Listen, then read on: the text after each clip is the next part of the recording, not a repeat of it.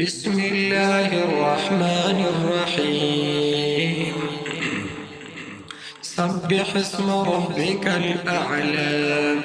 الذي خلق فسوى والذي قدر فهدى والذي أخرج المرعى فجعله غثاء أحوى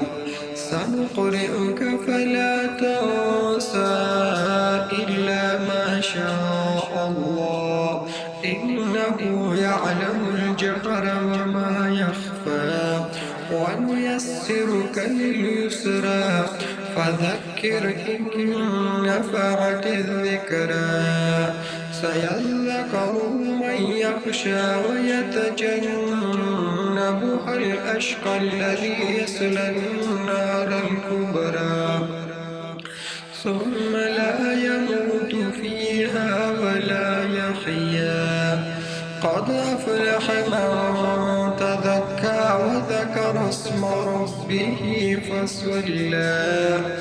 بل تؤثرون الحياة الدنيا والآخرة خير وأبقى إن هذا لفي صحف الأولى صحف إبراهيم